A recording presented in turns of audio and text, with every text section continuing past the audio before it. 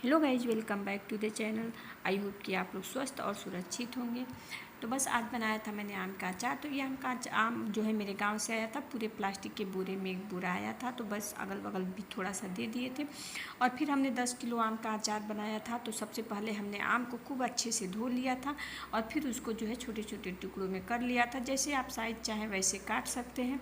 वैसे छोटा छोटा रहता है तो किसी को देने लेने में भी सही रहता है। फिर उसको धूप में रख दिया था 4 घंटे के लिए, ताकि उसका पूरा पानी सूख जाए। आम में थोड़ा भी पानी नहीं रहना चाहिए।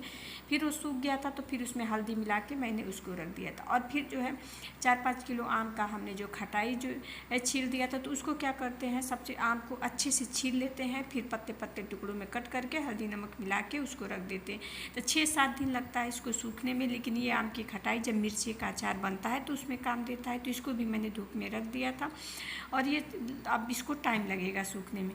फिर हम ऊपर से आम लेते आए थे और उसमें हल्दी मिला दिए थे और हल्दी मिला के फिर इसको 3 घंटे के लिए धूप में रख दिए थे।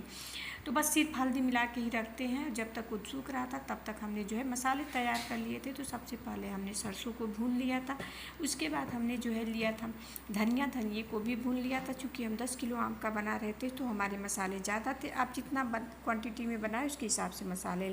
फिर हमने जीरा लिया था, जीरे को भी 1 पाव के लगभग जीरा था, उसको भी भून लिया था। साथ में हमने मेथी, सौंफ, काली मिर्च भी लिया था। मेथी, सौंफ, काली मिर्च को हम तीनों को एक ही साथ भून लिया था, क्योंकि ये थोड़ा थोड़ा था। साथ में लाल मिर्ची इसमें ज़्यादा पड़ती है क्योंकि आम खट्टा होता है। तो पूरा 1 पाव के लगभग हमने मिर्ची को भून लिया था। और सारे मसालों को हमने क्या किया था, पीस लिया था। पीस करके फिर जो है पीस लिया था। और इधर हमने तेल रख दिया था खौलने के लिए। तो तेल अच्छे से खौल गया था तो उसमें से आधा तेल हमने निकाल के ठंडा कर लिया था और आधे तेल में फिर हमने 4 लहसुन छील करके उसको डाल दिया था, क्योंकि आधा हम लहसुनिया अचार बनाएंगे और आधा बिना लहसुन वाला। तो बस तेल ठंडा हो गया था। फिर हमने सारे मसालों को जो है अचार में मिला दिया था। साथ में नमक मिला दिया था, मंगरेल और जवाइन मिला दिया था। तो मंगरेल और जवाइन बिना भुने ही करते हैं। तो बस आधा तेल जो हमने बिना लहसुन वाला था उसको भी साथ में मिक्स कर दिया था। तेल मिला देने से क्या होता है, मसाले जो है आम अचार के साथ सड़ जाते हैं। फिर 2 दिनों बाद बाकी तेल मिलाए जाते हैं और बाकी लहसुन वाला तेल जो था उसमें हमने थोड़ा 2 किलो के लगभग आम था, उसके मसालों में मिला के फिर उसको है 1 दिन सुखा के उसके बाद शीशी में भर के रख दिया था। ये तुरंत ही खाने लायक हो जाता है। और फिर 2 दिन बाद